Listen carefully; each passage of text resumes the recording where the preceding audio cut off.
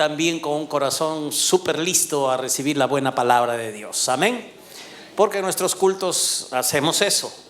Es para la gloria de Dios, la alabanza, el honor, la adoración que le damos, la administración a su corazón, pero también en un culto a Dios le damos mucha reverencia, mucha trascendencia, importancia y atención a la palabra de Dios. Amén. Porque esa es la manera que Dios tiene de trabajar en nuestra vida, con su palabra y su espíritu de acuerdo con ella. Y eso tenemos que cuidar bastante, de entender que es por la palabra que Dios nos está guiando, porque si la palabra nos dice una cosa y vamos por otro lado, entonces no está pasando nada. Y como dice la misma escritura, si oímos y no hacemos, pues estamos engañándonos a nosotros mismos y no queremos meternos autogoles espirituales en nuestra vida, ¿no? Nos duele cuando alguien hace un autogol. Es posible en la selección, vemos que alguien metió un autogol, wow, nos pone tristes.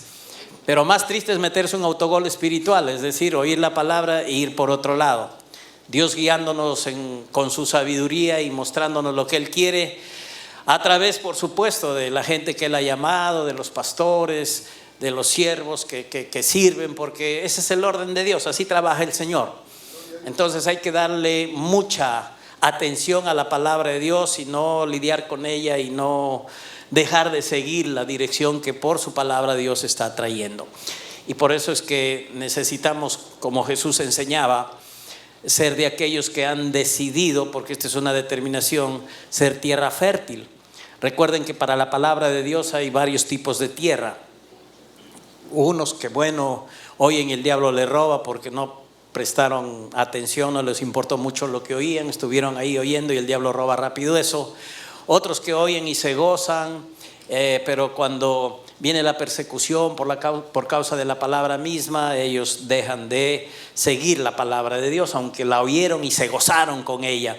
Otros se gozan con la palabra de Dios, pero los afanes de esta vida y los vaivenes del día a día y el afán por las riquezas, dice la escritura, y Jesús enseñaba, ahogan la palabra de Dios.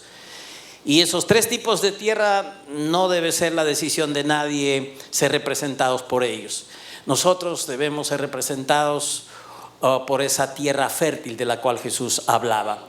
Él habló que hay una tierra fértil, que son aquellos que oyen, aquellos que reciben, aquellos que entienden, aquellos que guardan la palabra, aquellos que perseveran en la palabra de Dios. Estos son tierra fértil.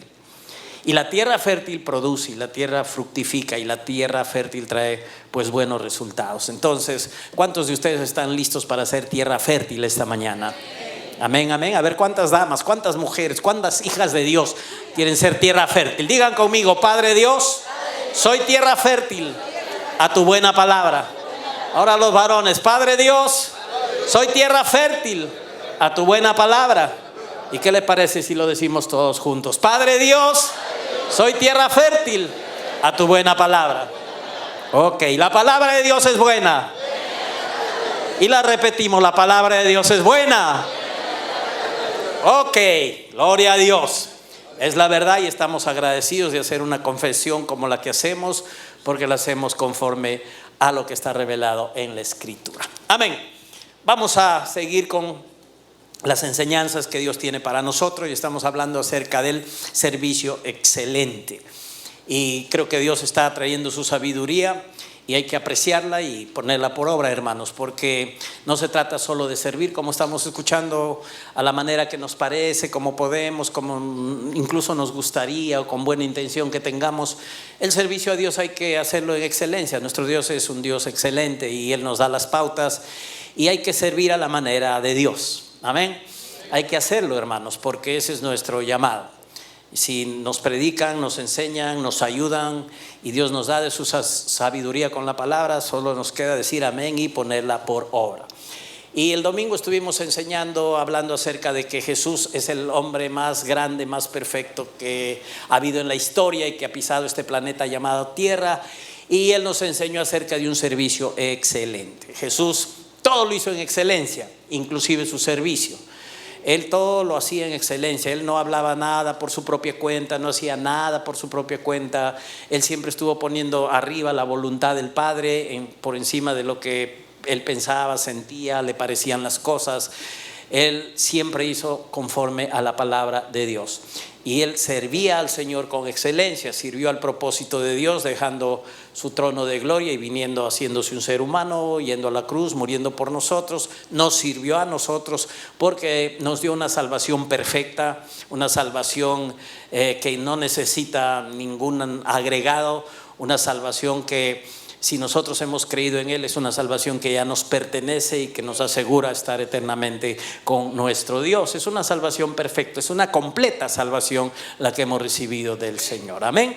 Entonces Él hizo las cosas con excelencia, sirvió con excelencia, y pues nosotros como hijos de Dios estamos llamados también para caminar por ese mismo camino. Él enseñó en Mateo capítulo 20, 26 y 28, Él enseñó lo siguiente. Él dijo: mas entre vosotros no será así, sino que el que quiera hacerse grande, y está bien, entre vosotros será vuestro servidor, y el que quiera ser el primero, también Él dijo: entre vosotros será vuestro siervo. Como el Hijo del Hombre no vino para ser servido, sino para servir y para dar su vida en rescate por muchos.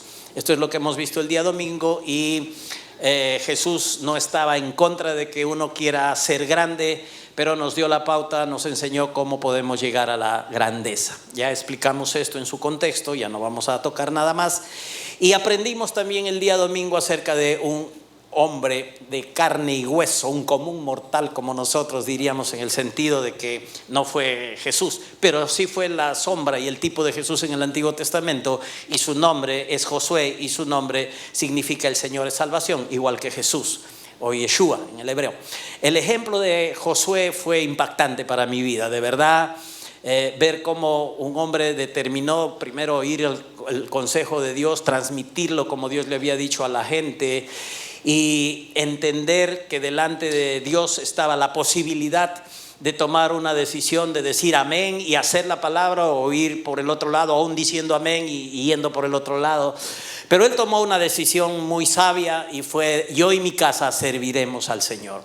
Y para nosotros, los que hoy tenemos la bendición, pero también la responsabilidad de ser cabezas de hogar, esto es un gran llamado, esto es una inspiración de que involucremos a nuestra familia, papás, padres puestos como cabezas espirituales en el hogar. Ese es nuestro llamado. Yo y mi casa serviremos a Jehová. Josué pudo hacerlo, nosotros también.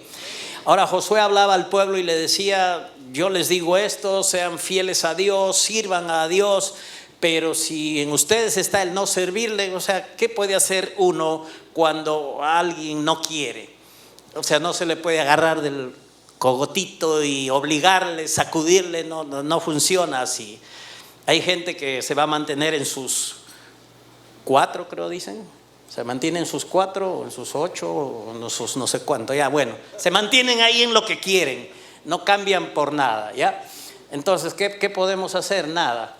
Y Josué entendía eso, por eso trajo la dirección de Dios y le dijo a la gente: pues sirvan a Dios, pero si ustedes quieren servir a los ídolos de sus antepasados, o si quieren a nuevos ídolos que hay por ahí, quieren servirlos, bueno, depende de ustedes, pero yo y mi casa serviremos al Señor. Aleluya. Tremenda determinación, inspiradora para nosotros, inspiradora también en el tiempo de Josué, porque gracias a Dios por lo que él habló, dijo, y por su ejemplo, toda la gente de su tiempo se involucró en servir a Dios, y aún su testimonio permaneció firme cuando él ya no estaba. Él murió, y quienes se quedaron seguían sirviendo a Dios. Fue tan impactante. Qué bueno es oír, seguir la dirección y tomar la decisión de servir a Dios involucrando a nuestra familia, porque mucha gente será afectada por eso. Nosotros ya de repente ya no estaremos, pero la gente que se queda sí va a seguir, si es que Jesús todavía se queda un poquito más por allá, por arriba. Pero si ya viene, ok, ya sabemos lo que va a pasar. Pero es tan interesante saber de que trasciende el servicio. No solo nos afecta al que lo hace, sino a nuestra familia, a nuestros hijos y a mucha gente que está alrededor puede ser impactada por un corazón que sirve con excelencia a Dios. Amén. Así es que esto es muy inspirador. Vamos a seguir por ahí nosotros y hablando acerca del servicio excelente, y ahora voy a tratar un par de puntos. Y el primero es que para servir a Dios con excelencia, así como estamos viendo las enseñanzas, hay que entender algo en términos espirituales, y es que nosotros debemos entender que Dios no quiere que le sirvamos como si Él necesita algo de nosotros. Oh, qué gran cosa hago sirviéndole a Dios. O sea, es para tener una perspectiva correcta. Oh, pensar, si yo no le sirvo, ya fueron. Uy, van a ver si yo no sirvo a Dios, cuánto necesitan que yo sirva a Dios. No es así. Dios quiere que entendamos que nosotros le servimos no como si Él necesitara algo de nosotros. Y nosotros hay que ser sabios para entender esto y servirle como un privilegio y una gran bendición para nuestra vida. A Dios no le das ni le quitas con tu servicio. El que puede ser beneficiado y bendecido y hay propósito en el servicio es uno mismo si toma la decisión de hacerlo.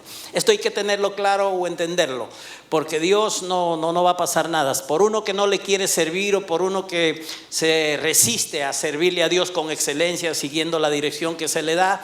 Entonces por ahí hay muchos buenos corazones, muchas buenas tierras, mucha gente dispuesta como Jesús y como Josué, que dice: amén, Señor, aunque yo no entienda estas cosas, aunque no lo entienda todo, si tú lo dices, yo digo amén, y yo voy a ir por ese camino y voy a servirte con excelencia como tú me enseñas en tu palabra. Y dejo de un lado mi opinión, dejo de un lado mi sentimiento, dejo para un lado lo que a mí me parece, y tú eres más sabio que yo, y lo único que voy a hacer es seguir tu dirección. Entonces esto es importante, necesitamos nosotros esta actitud y no servirle a Dios como si Él necesitara algo de nosotros. ¿Quieres oírlo de la propia boca de Dios por su palabra? Vamos a Hechos capítulo 17 versos 24 y 25. Hechos 17, 24 y 25.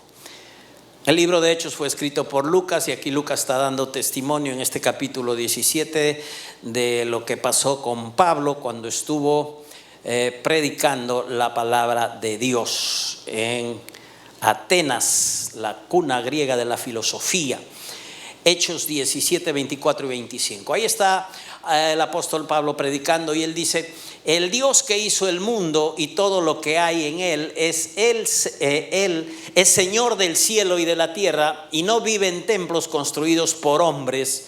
Verso 25: ni se deja servir por manos humanas como si necesitara algo.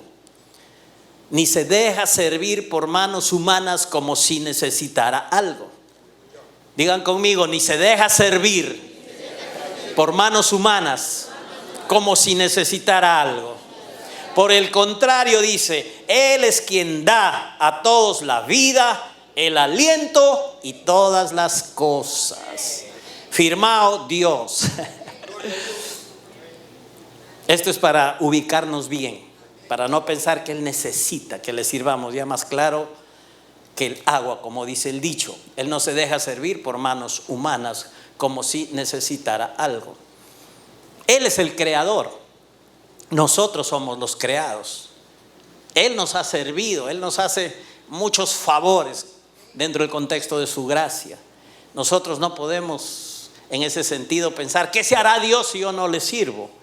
Entonces hay que servirle no como si Él necesitara algo de nosotros, sino estimando esta una oportunidad, un privilegio, una gran bendición a nuestra vida. Si bien en el contexto de predicar la palabra hemos dicho siempre de que hay que hacerlo nosotros porque a Dios nos encomendó, y si no lo hacemos nosotros, ¿quién lo hará? Lo harán otros que reemplazarán a los que no quieren seguir la dirección de Dios. Pero Dios siempre tendrá pueblo, siempre tendrá gente, siempre habrá gente fiel. Por uno que no quiere, 10 quieren. Por un incrédulo hay 20 que le creen a Dios, y Dios siempre tiene gente, hay gente sabia para seguir la dirección de Dios. Entonces vamos por ahí. Dios es el creador, el que ha hecho este mundo y todo lo que hay en el cielo y en la tierra. Él es el Señor. Él es el Todopoderoso. Él es el que nos muestra en su voluntad, en su amor y su gracia que tiene un propósito para nosotros, y nosotros hay que responder a ese propósito, porque todo comienza en Él y todo surge de Él. Nadie nace teniendo un propósito en sí mismo. Todo nuestro propósito, hoy que somos nuevas criaturas, depende de lo que Dios es, de lo que Dios ha hecho y de lo que Dios nos ha dado. Nadie ha llegado a la iglesia y es pues parte del cuerpo de Cristo, habiendo nacido de nuevo, con su propósito personal. Uno puede tener en su mente muchos propósitos antes de conocer a Dios, pero vienes a la iglesia, todo se desvanece y tienes que entrar en el propósito de Dios. ¿Ok? Entonces, Dios es el que ha hecho el mundo, Él es el Todopoderoso y Él se identifica así. Esto es como para entender: Dios es el creador, Él es el Todopoderoso, yo soy el creado. Lo que yo pueda hacer no va a alterar en lo más mínimo a Dios. Él seguirá, si yo obedezco, siendo Dios; si no obedezco, siendo Dios; si voy a la iglesia, sigue siendo Dios; si no voy a la iglesia, sigue siendo Dios. ¿Quién puede beneficiarse o quién pierde la bendición? Es la persona, de acuerdo a la decisión que tome. Pero no sirvamos a Dios pensando: ¿qué se hará Dios si yo no le sirvo? Oh, me necesitan, entonces me voy a hacer de rogar un poquito el difícil para servirle a Dios. Unos cuantos ruegos no me caen mal, así es que todavía voy a estar por ahí dando vueltas hasta que algún día, que nunca llega, le serviré al Señor. No, hay que tomar la decisión de servir a Dios porque es una bendición para nosotros, es una determinación sabia. Dios se ha identificado así como el Creador Todopoderoso. Él dijo: yo soy el Dios Todopoderoso, yo soy el Señor, como otras traducciones han puesto este versículo 8 de Isaías 42. Yo soy el Dios Todopoderoso o el Señor, ese es mi nombre. Y no permito que otros dioses reciban la honra y la alabanza que solo yo merezco recibir. Si Dios se presentara delante de nosotros de forma así como lo hacemos los humanos, te diría: mucho gusto, el Dios Todopoderoso, el Señor, ese es mi nombre. Yo soy Juan, yo soy el Todopoderoso, yo soy el Señor, ese es mi nombre. Él dice en Isaías 42 verso 8: ese es mi nombre. Ahora, Él no es un Dios vanidoso, Él no es un Dios jactancioso en el sentido malo de la palabra. Él es un Dios que tiene la autoestima correcta, sencillamente, y Él es perfecto. Y cuando tiene que decir algo respecto a lo que Él es, dice la verdad. Tú lo puedes entender o malentender, comprender o incomprender, pero lo que Él dice es la verdad. Y aquí Él está diciendo que su nombre es el Todopoderoso y que el servirle, en el contexto que habla Pablo en Hechos 17, es para nosotros un gran privilegio. No le servimos a Dios porque Él necesita que le sirvamos. Toma siempre el servicio como una oportunidad de bendición grande para tu vida, un honor y un privilegio. Esa es la verdad. Entonces Dios se identifica así. Y dice el verso 9: lo que antes anunció de Isaías 42, anuncié, ya se ha cumplido, y ahora les anuncio cosas nuevas que aún están por ocurrir. Dios es todopoderoso, omnipotente, pero también es omnisciente, y Él se las sabe todas, del pasado, presente y futuro. Y entonces Él habla respecto a cosas que ya se han cumplido, y Él sigue hablando respecto a cosas que se han de cumplir. Y tenemos, como dice Pedro en el Nuevo Testamento, la palabra profética más segura, de la cual podemos depender, la que nos ayuda en este tiempo en medio de las tinieblas. Nosotros podemos ver la palabra alumbrando y resplandeciendo, hablándonos de la voluntad de Dios, para no ser contagiados por las cosas que aparecen en este mundo, por las cosas que se suscitan y las que suceden, y que al mundo lo tienen en vilo, lo tienen así en pie de guerra, lo tienen en confusión, en temor. Sí, la tecnología está avanzando a grandes pasos y está siendo muy distractiva y como una anestesia para el mundo, pero en realidad el mundo está en pie de guerra, está en ofuscación, está en confusión, está en temor, y están pasando cosas en el mundo entero, en todo sentido, que al mundo lo tienen de esta manera. Pero nosotros, los hijos de Dios, somos de otro reino. Y para eso tenemos la palabra profética más segura que nos dice que hace 800 años antes que Jesucristo venga, el anuncio de que iba a nacer de una virgen y en Belén y que pastores le iban a adorar, y todos los pormenores del contexto del nacimiento de Jesús fueron dados 800 años antes de que Jesús venga. Entonces Dios anunció la venida de Jesús primera, y Jesús vino exactamente como Dios lo dijo, porque su palabra es fiel y su palabra es la verdad. Y dice aquí la escritura en Isaías 42 que hay cosas que todavía las sigue anunciando y que han de venir, y gloria a Dios, así como Jesús vino por vez primera, Él vendrá por segunda vez. Amén, iglesia. En la iglesia decimos Maranata, ¿no? Jesús viene por vez segunda a llevar a su iglesia. Dios anunció la primera venida de Jesús y Dios cumplió. Y Dios ha anunciado y hoy sigue anunciando, y hoy estamos proclamando que Jesús viene. ¿Qué creen que va a pasar? Dios cumplirá su palabra. De todas maneras Jesús viene, aunque hay algunos que no creen en esto. De todas maneras eso no impedirá que Jesús venga, porque escrito está. Digan, escrito está. Y lo que escrito está va a permanecer, hermanos. Cielo y tierra pasarán, mas la palabra de Dios no pasará. Y Jesús va a venir por la iglesia. Y los que han dormido o muerto en Cristo van a resucitar primero cuando Él venga, al sonido de la trompeta final. Cuando Él venga, los que han dormido en Cristo se levantarán primero. Gloria a Dios. Y los que estemos todavía vivos seremos cambiados en un átomo de tiempo, en un abrir y cerrar de ojos. Y juntos iremos al encuentro del Señor en las nubes. Y se llevará a cabo el arpazo. No zarpazo, arpazo, el rapto o el levantamiento o el arrebatamiento de la iglesia. Aleluya. Eso está anunciado y eso va a suceder, y tenemos la palabra profética más segura para estar tranquilos. Y sabemos que pertenecemos al reino de la luz, tenemos la salvación, estamos en Cristo, y todo lo que pasa en el mundo es en el mundo.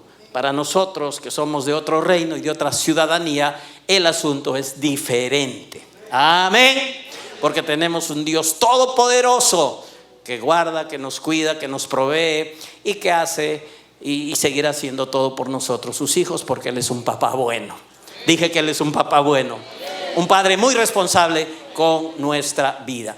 Dios todo lo puede, todo lo conoce, y por eso es que bajo el atributo también de su omnisciencia nos da su palabra profética. Ahora volvamos a ver a Pablo predicando su famoso sermón en la cuna griega de la filosofía en Atenas, Hechos 17, y él anuncia esta verdad que necesitamos reafirmarla en el corazón. Dios no se deja servir. En el interlineal dice, no está siendo atendido. ¿Por quiénes? Por manos de hombres. Este término, no se deja servir o no está siendo atendido, es una sola palabra griega que es terapeu. Y de terapeu viene el término terapeuta, ¿no? Terapeuta, estamos familiarizados. ¿Quién es un terapeuta? Alguien que ayuda, trata, cura, cuida a quien tiene necesidad. Estamos familiarizados en ese contexto con la palabra terapeuta. El sentido es atender, aliviar las necesidades, ayudar a otros. Y Dios no está recibiendo terapia nuestra. Nosotros no podemos hacerle terapia al Señor, en otras palabras. Los que necesitamos recibir terapia de Dios somos nosotros.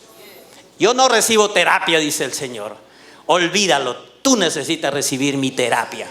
Mas yo de ti, never, nada. Yo te voy a hacer una terapia. Y la hace con su palabra y con el Espíritu, y trata con nosotros y nos da lavadas de cerebro profundas y renova nuestra mente y nos ayuda a entender y a comprobar su buena voluntad agradable y perfecta. Pero Dios no se deja hacer terapia por nosotros. No podemos nosotros pensar, ay, ¿qué se hará el Señor si yo no le sirvo? Porque esa es una bendición para nuestra vida. Esto significa que aún con el más sincero y humilde servicio que tú hagas para el Señor, no aliviamos o atendemos necesidades que Él pueda tener. Porque les digo, si Dios nos ha dado el privilegio de predicar el Evangelio y si nosotros no lo hacemos, alguien más lo hará. Ahora, si alguien más no quiere hacerlo, las piedras hablarán. Dios puede hacerlo. Y si las piedras no responden, hasta los burros pueden hablar. ¿Verdad que Dios habló a través de un burro al profeta Balaam? Entonces no tiene problema Dios, de cualquier forma lo hará. Además tiene una creación que es el primer misionero que Dios ha tenido siempre, el que anuncia la existencia de Dios, la creación de Dios. Romanos capítulo 1 habla de eso. Entonces, hermanos, Dios ya se las arregló, ya Dios sabe cómo funciona el asunto, pero hay que tener la perspectiva correcta nosotros. Si le vamos a servir a Dios, es dentro de ese contexto, de esa soberanía de Dios que ha elegido darnos la oportunidad y el privilegio y el honor de servirle. Y entonces, bajo una buena perspectiva, lo vamos a hacer de la manera correcta. En el verso número 25 dice: por el contrario, Él es quien da a todos la vida. Y la palabra vida aquí es Zoe. No da una vida cualquiera, da una vida especial, la misma clase de vida que Él tiene. Él nos ha dado la vida. También dice que da el aliento. El aliento que quiere decir que Él está exhalando, respirando su palabra sobre nosotros. Eso es lo que está sucediendo ahorita. Dios nos está dando aliento. Dios nos está alentando. ¿Para qué? Para que la vida Zoe que nos ha dado se mantenga ahí, fluyendo, y podamos, a raíz de lo que estamos recibiendo de Dios, experimentar esta clase de vida. Dios es el que da la vida. Nosotros no le damos la vida a Dios. Dios es el que da la vida. Él es el origen de todo. Él es el creador. Él es el todopoderoso. Y Él da la vida y la mantiene. Él la exhala, respira su palabra. Y Él es el dador de todas las cosas. Aleluya. No sé si esto te emociona, pero debería hacerlo. Él es dador también de todas las cosas. Te da la vida, te da el aliento y también te da todas las cosas. Él te da todas las cosas. Todo lo que necesitas ya Dios te lo ha dado y Él te lo puede manifestar si tú crees en su palabra.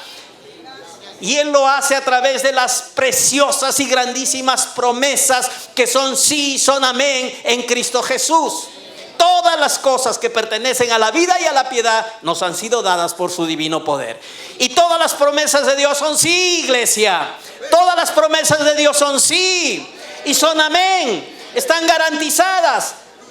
Ya está firmado por el Señor con la sangre de Cristo. Cada promesa está garantizada para su cumplimiento. Y todas las promesas son sí, amén, en Cristo Jesús, por medio de nosotros, para nosotros, en nosotros. Entonces Dios es el que da vida. ¿Qué más? Dios es el que exhala y Dios es el que nos da todas las cosas.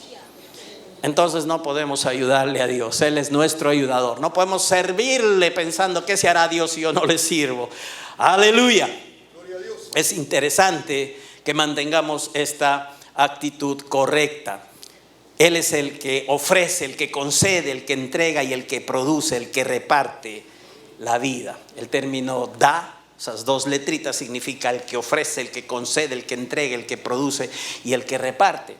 Job entendió esto por el Espíritu y en su libro hay esta declaración. En el libro de Job, en el capítulo 22, versos 2 y 3 dice así: ¿traerá el hombre provecho a Dios? Al contrario, para sí mismo es provechoso el sabio.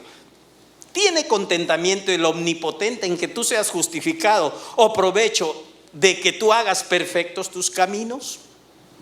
Dos preguntas con respuestas implícitas. Ahí tenemos que ponerle no se puede, no y no a las dos preguntas. En la Nueva Traducción Viviente dice: ¿puede una persona hacer algo para ayudar a Dios? ¿Qué responderían ustedes ante la claridad de esta pregunta? ¿Puede una persona hacer algo para ayudar a Dios? En el contexto que estamos recibiendo la palabra de tener un servicio excelente a Dios, tenemos que decir no puede hacer nada. ¿Puede aún el sabio ser de ayuda para él? El sabio con su sabiduría se va a ayudar a sí mismo, pero no le va a ayudar nada a Dios, porque es de Dios más bien de quien recibe sabiduría.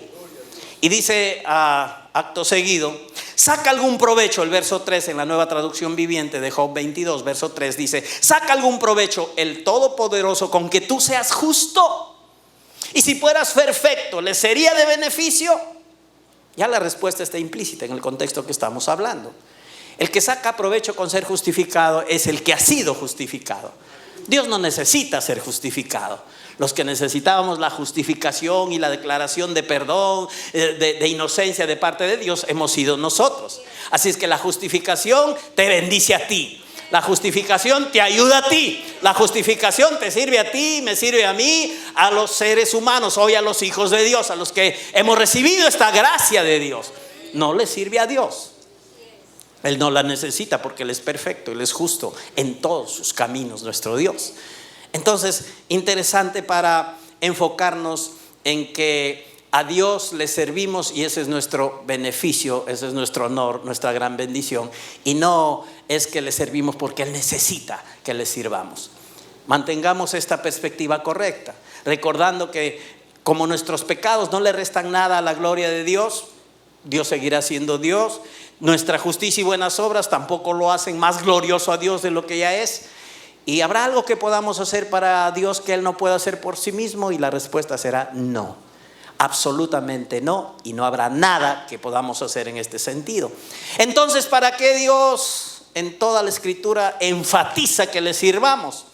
Para tener un resultado de bendición en nuestra vida, para hacernos grandes en la tierra y además para recompensa eterna. Y ante esto podemos decir: ¡qué bueno es el Señor! ¡Qué bueno es el Todopoderoso! Hace énfasis en que le sirvamos y le sirvamos. Él quiere que lleguemos a la grandeza. El que quiere hacerse grande, no hay problema. Y además nuestras recompensas eternas. Para eso Dios quiere que le sirvamos, porque cuando estemos en el tribunal de Cristo, pues por el servicio, por las obras, de acuerdo a cómo las hayamos hecho, vamos a ser juzgados y recibiremos nuestras recompensas. Entonces, benditos de Dios, mantengamos esta perspectiva. Dios no necesita en este sentido que tú le sirvas. Él es el que te sirve, el que te ama, el que ha hecho todo por ti, el que da vida, el que exhala y el que te da todas las cosas. Segundo punto. Esto es muy importante, cuidar nuestro corazón. Cuando uno va a servir a Dios con excelencia, el corazón es lo más importante en este servicio, porque de ahí proceden todas las cosas. Porque el servicio para Dios excelente no es solo la acción, es lo que hay detrás de la acción. Nosotros lo llamamos motivación a veces. Es cómo está tu corazón cuando estás haciendo lo que estás haciendo. Porque la obra puede ser bonita, hecha, aplaudida en la tierra, congratulada por tu propia carne y por los demás, pero ¿cuál es la motivación? ¿Será agradable a Dios? Ese es el punto. Entonces, en un servicio a Dios de excelencia, lo más importante es nuestro corazón. Y recuerda que Dios está buscando personas que, aunque cometan errores de vez en cuando, tengan un corazón perfecto. ¿Se puede esto? Sí. Porque una cosa es el crecimiento y equivocarnos y cometer errores, pero lo otro es que en tu corazón estés deseando siempre agradarle a Dios con tu vida. Ese es un buen corazón. Y hay personas que tienen un mal corazón, pero muestran alguna buena conducta en ciertas áreas de su vida. A eso se les llama fariseos. Y esos son un buen ejemplo de esto que estamos hablando. Entonces, Dios que está buscando, diríamos, o quienes agradan a Dios, los de buen corazón. Desde el Antiguo Testamento hemos visto que Dios anda mirando corazones. Dios no ve lo que ve el hombre, Dios ve lo que hay dentro del hombre, el corazón. Y el hombre ve lo que hay afuera. El hombre se deja ganar por lo que ve. Si ve que alguien hace un esfuerzo, un trabajo, un buen político, que haga obra, aunque robe, ¿no? Con tal que haga buenas cosas, aunque robe, que haga obra. Entonces es porque ve lo de afuera, porque le interesa solo la obra, no le importa el corazón. Pero a Dios es al revés. A Dios le importa el corazón primero y luego la acción que viene como resultado de ese corazón. Entonces Dios busca personas que, aunque cometan errores, de vez en cuando tengan un corazón que desea agradarle, en vez de personas que tengan un mal corazón que muestran alguna buena conducta en ciertas áreas de su vida. Los fariseos, que tenemos mucho en la palabra, en los evangelios acerca de ellos, servían, diríamos, bajo la ley a Dios religiosamente y hacían buenas cosas. Por ejemplo, en la oración eran tromes, pero su motivación estaba pésima. Oraban para ser vistos por los hombres, pero oraban, o sea, hacían la acción pero con mal corazón. Y también ayunaban, y también pues iban a la iglesia, al templo, asistían al templo, y también diezmaban. Y todo esto estaba bien, pero lo que andaba mal era su corazón. Y su corazón andaba mal porque ellos no creyeron en Jesucristo. Un corazón que no cree en Jesús es un corazón malo. Un corazón que no sigue la dirección de Jesús, por más que sonría, haga buenas cosas, es un mal corazón. Ahora nosotros a veces caemos en el error de que cuando vemos algunas cosas u obras de alguien decimos qué buen corazón tiene. Pero no tenemos que ser tan ligeros en el análisis, porque a veces hay gente que está haciendo buenas cosas y su corazón no está bueno. Y tenemos que reprender, corregir más bien la mala actitud del corazón, porque no hay lineamientos que están siendo seguidos conforme a la palabra. ¿Qué pasó con los fariseos? No creyeron en Jesucristo como el Mesías prometido. ¿Y qué dijo Jesús de ellos? Sepulcros blanqueados, que por afuera aparentan, que por algunas obras muestran que están bien y que tienen controladas ciertas áreas con su conducta, pero su corazón está negro. Y estaba negro porque eran incrédulos y trataban mal a Jesús, no le recibieron, lo acusaban, lo perseguían, lo querían matar y eran todo contra Jesús. Ahora, cuando Jesús escoge a sus discípulos, Él no los saca de los fariseos, ¿verdad? Él no se va al templo a buscar fariseos ahí que eran columnas de la sinagoga y que eran vistos de los hombres y con reconocimiento humano, y con ellos va a ser su equipo de discípulos. No. Él agarra a un Leví que no era bien visto por sus compatriotas, que era un recaudador de impuestos, que eran vistos como muy deshonestos y nadie estimaba a los cobradores de impuestos, y lo llama. Y llama a pescadores que tenían un lenguaje muy vulgar dentro del contexto judío y no eran muy apreciados, que se diga, y los llama. Y busca un incrédulo de nombre Tomás y lo llama. Estos no eran más honorables y calificados que los demás, pero su corazón era diferente al de los fariseos. Y por eso Él los llama y Él comienza a trabajar con ellos. ¿Qué le permitió a Jesús hacer un equipo de discípulos que después siguió haciendo su obra ya igual, ungidos por el Espíritu Santo? Es que ellos tuvieron un buen corazón. Y aun cuando fallaban, ellos se dejaban tratar por Jesús, se enmendaban, querían agradarle a Jesús y seguían cometiendo errores, pero tenían un deseo de agradarle al Señor. Tenían buen corazón, aunque a veces también les fallaba y Jesús los reprendía, pero en lo general se dejaban tratar por Jesús. Dios podía trabajar con ellos. Jesús pudo hacer un equipo de discípulos por el buen corazón. Entonces es importante reconocer que el corazón para el servicio excelente es esencial y vital que nosotros lo mantengamos en línea con Dios, y vamos a ver cómo vamos a guardar el corazón en un ratito. Pero es un grave error tratar de guardar nuestras obras, nuestras acciones, y no tener en cuenta nuestro corazón. ¿Qué está creyendo? ¿Cómo está viendo? ¿En qué está confiando? Hay gente que puede estar sirviendo a Dios y vive en un temor continuo en su vida. Está haciendo buena obra, sirviendo, haciendo cosas en la iglesia o en la visión, pero son temerosos, miedosos, hablan mal, quejosos. Ahí está mal el corazón, ¿ve? Recuerde eso, que para Dios no es lo más importante la acción, sino el corazón. Y primero el corazón y de ahí la obra. Entonces el corazón tiene que estar bueno. El corazón de una persona cristiana que sirve a Dios tiene que ser un corazón confiado, un corazón que confía en Dios, que confía en el amor de Dios.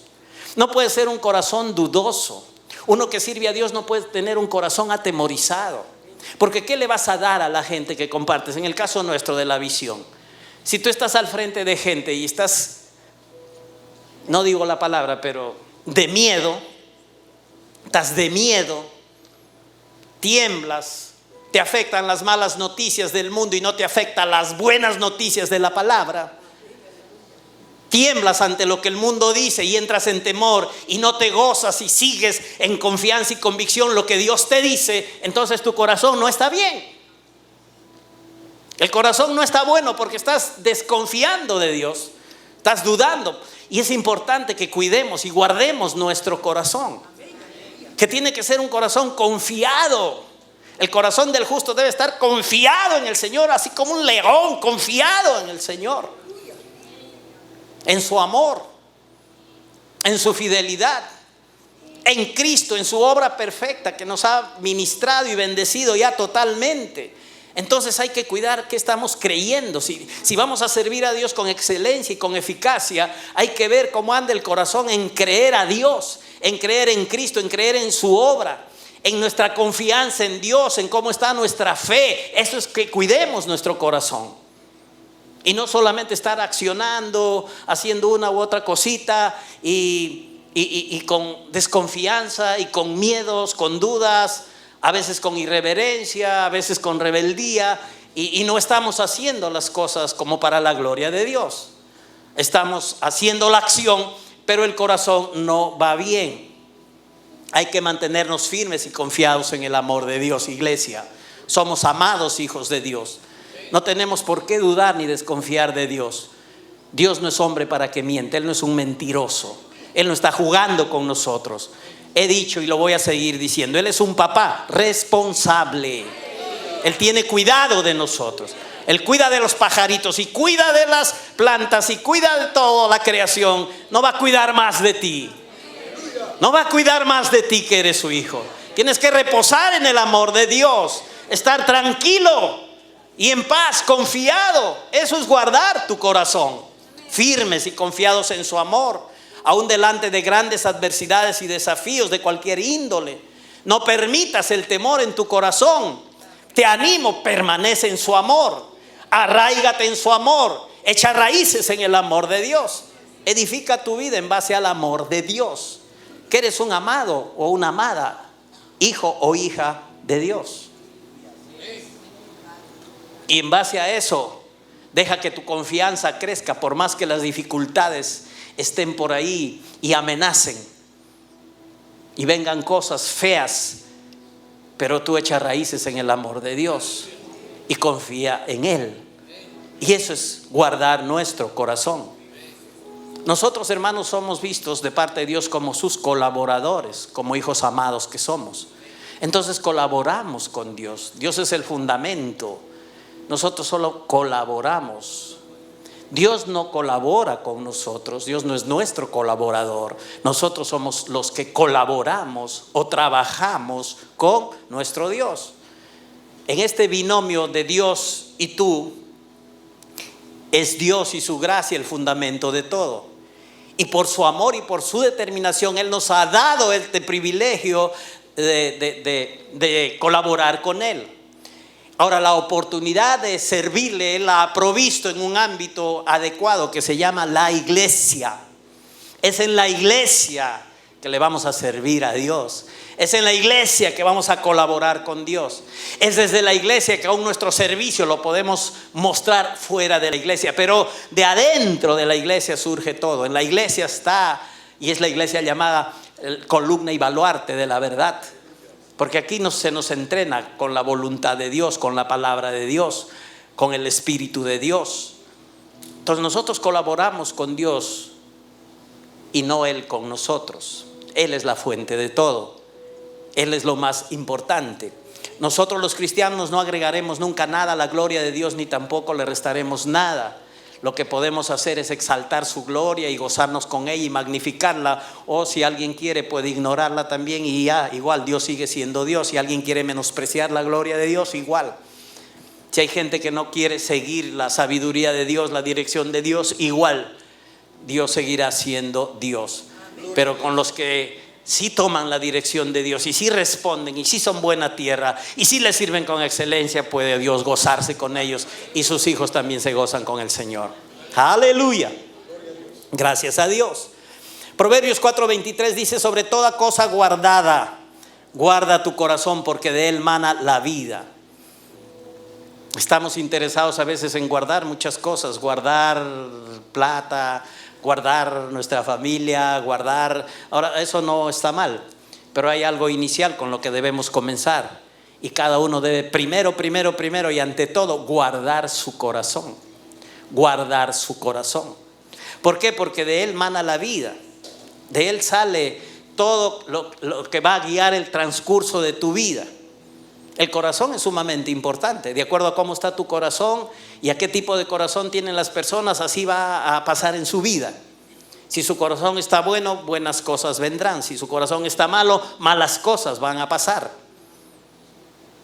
Del corazón mana la vida. ¿Qué clase de vida quieren las personas? Depende del corazón. ¿Qué va a fluir de las personas? Depende de su corazón. ¿Qué tienen en el corazón? ¿Es un corazón que confía en Dios? ¿Es un corazón que desconfía? ¿Es un corazón que sigue la dirección de Dios o sigue la dirección de sus impulsos, deseos y anhelos personales? De acuerdo a lo que hay en el corazón, así se va a ir nuestra vida. Y Santiago dice en el Nuevo Testamento que nuestras palabras son como el timón del barco que guía nuestra vida. Y esto no contradice lo que estamos hablando, porque Jesús dijo que de la abundancia del corazón hable la boca. Entonces primero es lo que hay en tu corazón, luego tu boca habla. Y si tú tienes en tu corazón buenas cosas de confianza, de fe, de sometimiento, de seguir la dirección de la sabiduría de Dios, entonces eso vas a hablar y eso va a dirigir tu vida. Si hay lo contrario, eso también dirigirá la vida de las personas. De la abundancia del corazón va a hablar la boca. Y recuerda, sobre toda cosa que guardes, una cosa te dice el Señor: guarda tu corazón. En el original esta expresión, sobre toda cosa guardada, dice que con toda diligencia guardes tu corazón. Aquí hay responsabilidad, aquí hay atención, aquí hay determinación. Dice, con toda diligencia guarda tu corazón. Y usa solamente una palabra, mishmar, que significa que así como un guardia, como un centinela de una cárcel está cuidando a los presos en el servicio de turno que le toca, está así en atención total en el trabajo que tiene, así un guardia, un centinela, un mishmar, así de esa manera seamos diligentes, de esa manera guardemos nuestro corazón, de esa manera consideremos la importancia que tiene guardar el corazón. Dios nos está hablando y no está contándonos un chiste. Dios no está soltando un meme cuando nos habla su palabra. Dios está hablando la verdad. Dios está diciendo algo serio para nuestra vida. Por eso dice, con toda diligencia, así como un centinela, como un guardia cuida a los presos en el momento que hace su turno, así de mosca, de atentos, así nosotros guardemos nuestro corazón. La palabra guardar, natsar, dice cuida, protege, vigila tu corazón, porque de él mana la vida. Lo que va a suceder en tu vida depende de qué clase de corazón tienes. En nuestro servicio excelente a Dios tiene que decir mucho el buen corazón. En el Nuevo Testamento, para ir entrando a la recta final, bajo el nuevo pacto, la palabra nos enseña cómo guardar nuestro corazón y mantenerlo en paz. Porque en el servicio a Dios hay que hacerlo como Dios quiere, agradable a Dios. Tú no puedes estar sirviendo a Dios enojado porque no te gustó la dirección que te dieron. Y sigues ahí metido sirviendo porque tienes que servir, porque no, a mí que me van a decir que no sirva, sí, yo quiero servir. Pero no puedes servir enojado, no puedes seguir en rebeldía sirviendo a Dios. Está mal. Eso muestra un mal corazón. Y no importa cuánto sonrías o cuántas buenas obras hagas, si eres rebelde a la dirección de Dios, tu corazón está malo. Y solamente hay que acomodarlo. Dios no nos condena, Él es bueno. Por eso nos enseña, por eso trata con nosotros, porque Él nos ama y quiere pulir cosas, quiere ordenar cosas y quiere darnos crecimiento. Pero hay que estar atentos, hay que ser diligentes con esto, ¿verdad? Entonces, bajo el nuevo pacto, Dios nos enseña que hay que servir con un correcto corazón, con un buen corazón, en paz, sin turbación, sin inconformidad, sin quejas. Eso no es agradable a Dios. Un corazón que confía, que se somete, que sigue dirección, que confía en el Señor en toda cosa y en todo tiempo, es un corazón agradable a Dios. Y eso es lo que tenemos que nosotros procurar. Ahora entiende esto. Tenemos una maravillosa provisión en el nuevo pacto. Tenemos una cosa sumamente importante, que más que una cosa es Dios mismo en nosotros, una persona, el Espíritu Santo. El Espíritu Santo nos ha sido dado como maestro, como ayudador. Tú no ayudas al Espíritu Santo, el Espíritu Santo te ayuda a ti. El Espíritu Santo es tu maestro, tú no eres el maestro del Espíritu, tú eres el alumno, el que es instruido por el Espíritu. Nosotros no hacemos nada por el Espíritu, Él es nuestro ayudador y Él es la maravillosa provisión para que nosotros podamos, bajo este nuevo pacto, guardar nuestro corazón. Porque hoy ya no es como en el antiguo pacto, que es hecho en la carne las cosas, en el esfuerzo humano. El que haga estas cosas vivirá por ellas. Recuerda que en el nuevo pacto la cosa más importante es creer bien.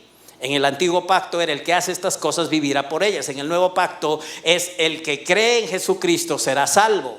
El que cree en Jesucristo tiene vida eterna y no será condenado. El énfasis del nuevo pacto no es el hacer, sino el creer. Entonces, primero es el creer. El creer tiene que estar bien, como dije al comienzo. Y después vienen las obras correctas también. Si tu creer es correcto, tus obras correctas. Entonces el Espíritu Santo es nuestro gran recurso.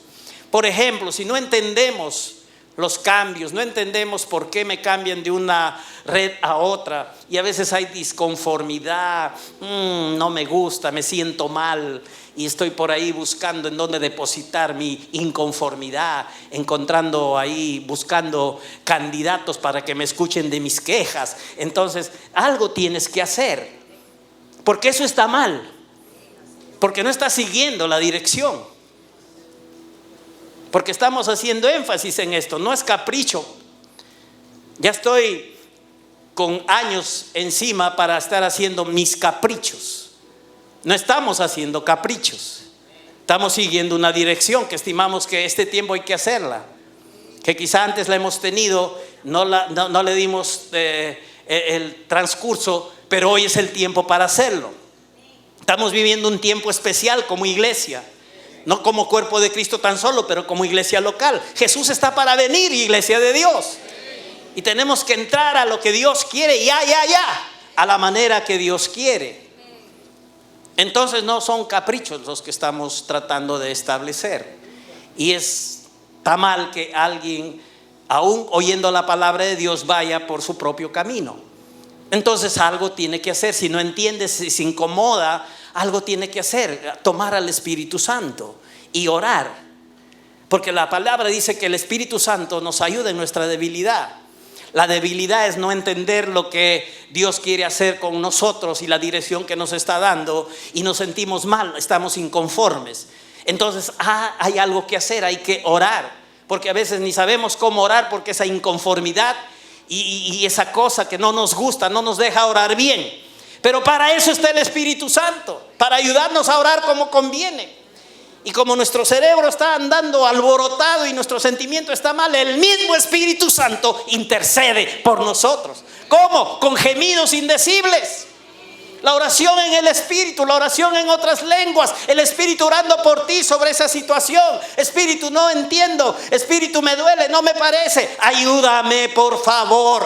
Él es nuestro ayudador. Dame paz, dame entendimiento de lo que están haciendo, de lo que están diciendo. ¿Y qué crees que va a pasar? El ayudador te va a ayudar. Pero si tú no haces eso, entonces vas a estar con la cosa ahí metida. Y eso va a ir creciendo, y eso va a ir aumentando. Y eso va a ir convirtiéndose en algo feo en el corazón de la persona. Va a ser una persona renegada, amargada, que a veces se va a ir de la iglesia. Pasa todo esto, hermanos. Yo les hablo así, a cara pelada, a rajatabla, abiertamente, porque los amo, porque Dios me ha puesto para decirles la verdad, no para sonreírles solamente, sino que aunque no les guste, yo les digo siempre algunas cosas que no les gusta. Y de repente ahí estoy inyectando anticuerpos contra mí, pero no importa. Quiero cumplir el plan de Dios. Y quiero ayudar de verdad al cuerpo de Cristo. Y también mi responsabilidad. Entonces es muy importante. Tomemos este recurso, el Espíritu Santo. Si no entendemos el asunto de los cambios, oremos pues, no seamos ociosos espirituales y esperemos que todo se arregle así. No, si tú sientes algo que no está bien, no te gusta, estás inconforme, entonces ora en el Espíritu y algo va a pasar. ¿Por qué estoy hablando de esto? Filipenses 4, 6 y 7, ¿qué dice? Muy conocido, pero no lo hemos visto desde esta óptica, este pasaje. Dice: por nada estéis afanosos. Y por nada incluye también por el servicio, porque si el servicio te está incomodando, si lo que te están diciendo en cuanto al servicio no te está gustando y te sientes mal y estás quejándote y estás buscando dónde soltar tus quejas, entonces está mal el asunto. Y la palabra dice que por nada te afanes. Tampoco te afanes por la cuestión del servicio. No estés afanado por lo que está pasando. Aunque no lo entiendas, pero no tienes que afanarse. Por nada estéis afanosos. Dice, sino que sean conocidas vuestras peticiones delante de Dios en toda oración y ruego. Oración es prosuche y ruego es deesis ahí en el griego. Y lo menciono, hermanos, porque es importante Estas dos palabras se repiten en Efesios 6:18. Dice, orando en todo tiempo con oración y súplica en el Espíritu. Y aquí se refiere a la oración en otras lenguas también involucrada. La oración en el Espíritu, igual que en Romanos 8:26. Entonces se usan las mismas palabras. Aquí en capítulo, en Filipenses 4, 6 y 7 se usan las mismas palabras que en Efesios 6:18. Y se refiere a la oración en el Espíritu, orando en otras lenguas, igual que Romanos 8:26 que hemos visto. Ahora, nota que cuando no por nada te afanes, y lo que tienes que hacer para no afanarte es orar, prosuche, y rogar, deesis, algo va a pasar. Mira lo que va a pasar. Dice el verso 7 de Filipenses 4, dice, y la paz de Dios, digan paz de Dios. Hermano, esto es muy importante, que la paz de Dios esté dentro de ti.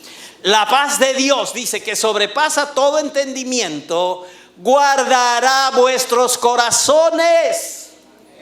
Qué bueno es este cambio. En el Antiguo Testamento es guarda tú tu corazón, y tenemos responsabilidad sí en hacer eso y vigilar en eso, pero qué bueno es tener la ayuda neotestamentaria del Espíritu Santo, que dice que si oramos en el Espíritu, la oración prosuchi y el ruego de esis, esto hará que nuestros corazones sean guardados por la paz de Dios y nuestros pensamientos también se mantengan en Cristo Jesús. ¿Qué les pareció esto? Esto es buenísimo. Es cuando tú estás orando que la paz de Dios guardará tu corazón. Entonces ya tu corazón estará tranquilo. Tú oras en el Espíritu y tu corazón ya andará tranquilo, en paz. Ya no renegón, ya no inconforme, ya no buscando dónde depositar esa inconformidad en alguien que te oiga, sino estarás tranquilo. Quizá no entiendas todo con la mente natural, pero estarás con una paz que sobrepasa todo entendimiento en tu interior. Y esa es la paz que vale. Y esa es la paz que tiene que haber cuando servimos al Señor. El día miércoles se ministró que nuestro servicio tendría que ser un servicio con el gozo de Dios. Que cuando servimos a Dios hay que hacerlo con alegría, porque entendemos que es un honor y privilegio. Ahora, el gozo es un fruto ¿de quién? Del Espíritu. El fruto del Espíritu es amor, gozo, paz. Entonces la paz es importante como fruto del Espíritu, como algo del Espíritu ayudándonos, porque oramos en el Espíritu y el Espíritu hace su obra y glorifica a Cristo y levanta a Cristo en nosotros y nos lleva a Cristo y nos lleva a confiar en Él, en su obra ya terminada, ya consumada. Eso hace el Espíritu Santo. Y podemos servirle a Dios con excelencia, con tranquilidad y no con inconformidad. La paz de Dios que guarda nuestros corazones no va a ser producida por cosas externas. Nuestra paz está relacionada con el Espíritu Santo y con la dependencia de Cristo y de su obra. El Espíritu exalta a Cristo, exalta la obra de Cristo y esa obra perfecta. Jesús dijo que nos dejaba su paz y nos daba una paz no como el mundo. Es decir, no tenemos que buscar la paz afuera, no tenemos que buscar la paz en musiquita, no tenemos que buscar la paz en saumerio, en cositas ahí que llenan el ambiente de un olor rico. No, la paz de Dios es adentro, por el Espíritu, orando, confiando en el Señor. Y esto es lo importante. Con esta paz podemos enfrentar todo, hermanos, y servir a Dios de una manera excelente. Y no inconformes, y no en rebelión, haciendo la acción pero estando mal en el corazón. Necesitamos orar y tomar al Espíritu Santo que nos ayude. Y esa paz te ayudará en otras áreas también, como le ayudó a Pedro. Por ejemplo, el rey Herodes había tomado a Santiago y lo había mandado matar. Le agradó esto a los judíos y Herodes, sacando sus cuentas, dijo: si yo mato a otro, entonces voy a ser más popular y voy a tener más respaldo. Así es que lo chapó a Pedro y lo metió a la cárcel, y él pensaba ejecutarlo, pensaba matarlo, sacarlo de la cárcel al día siguiente y hacerle un juicio popular y ahí mismo chifarlo. Pero Dios le ganó y Pedro estaba confiado en Dios. Y él sabía lo que le iba a pasar porque ya habían matado a Santiago. Pero él estaba reposado. Si alguien aquí tuviera pena de muerte para mañana, le aseguro que no dormiría esta noche, porque mañana se lo van. Es que normalmente nadie que puede dormir si lo van a ejecutar, pues. Pero Pedro estaba confiado en Dios. La situación era tremenda, era debido a muerte, pero él tenía la paz de Dios. ¿Y cómo demuestras que él estaba en paz de Dios? Estaba en la cárcel y le habían puesto 4 grupos de 4 soldados para cuidarlo. Peor que a un terrorista, que a Abimael Guzmán y a todos los más grandes criminales. 16 soldados día y noche cuidando ahí a este hombre, y atado con cadenas a 2 soldados. Pero ¿qué estaba haciendo Pedro la noche que recibió el auxilio poderoso de Dios? Estaba durmiendo profundamente. Eso dice la Escritura, durmiendo profundamente, al punto que el ángel tuvo que mandarle un aletazo fuerte y despertarlo.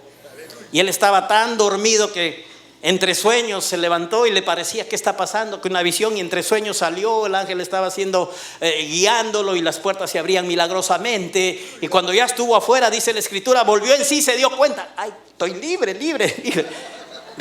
Recién se dio cuenta, estaba despierto de que estaba liberado.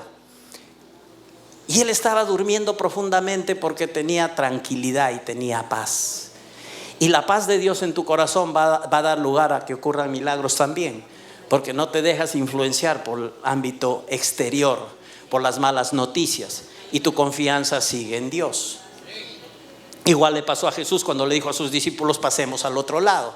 Y estaban en alta mar y comenzaron los vientos, las olas, el viento a soplar, las olas a levantarse, la barca a inundarse, y los discípulos corriendo a Jesús y diciéndole, Señor, ¿qué te pasa? ¿No cuidas de nosotros? Vamos a perecer. Y Jesús diciéndole, ¿y dónde está su fe? Y hablándole ahora al mar, calla, enmudece, y todo viene y se calma. Pero esto no surgió de afuera, esto surgió de adentro, de un corazón que estaba confiado totalmente en Dios, y que en medio de la tormenta tenía la paz de Dios. Por eso, hermanos, en nuestro servicio y en todas las áreas de nuestra vida hay que hacerlo con la paz de Dios, en el reposo del Señor, tranquilos, orando. Si no entendemos las cosas, Dios nos está diciendo, toma tiempo y ora. Nuestro servicio a Dios tiene que ser con un corazón guardado por el Espíritu a través de la oración en otras lenguas. Hay que hacerlo en reposo, sin turbación, sin enojo, sin inconformidad. Así vamos a evitar comentarios, quejas y rebeldía, que son muestras de un corazón que no es guardado y que no agrada a Dios. Dios no quiere tus manos, sino tu corazón agradecido. Pero tus manos revelarán lo que hay en tu corazón, quién es el que lo gobierna y quién es el que lo dirige. Dios nunca ha evaluado el servicio cristiano por la calidad de la obra, sino por la actitud del corazón del que le sirve. Iglesia de Dios, somos familia del Señor y estamos aquí en la tierra y tenemos vida todavía, porque Dios en su gracia nos está dando la oportunidad de servirle a Él. Tomemos la oportunidad y hagamos las cosas en excelencia para su gloria. Sirvamos a Dios con excelencia. Les menciono los 2 puntos y nos quedamos ahí. Sirve a Dios entendiendo que Él mismo ha dicho que no le servimos como si Él necesitara de algo. Es nuestro privilegio y bendición. En el servicio a Dios excelente, el corazón es lo más importante. Un corazón reposado y con paz que el Espíritu Santo va a darte, exaltando a Cristo y a su obra. Esto va a determinar que tengas una buena actitud, una buena motivación y sirvas a Dios con excelencia. Amén, iglesia. ¿Han oído la palabra de Dios? ¿Han recibido la palabra de Dios? ¿Han entendido la palabra de Dios? ¿Van a poner por obra la palabra de Dios? A ver, esos amenes a lo último ya no son tan convincentes. ¿Pondrán por obra la palabra de Dios, iglesia? Ok. Listo. Padre, te agradecemos en el nombre de Jesús.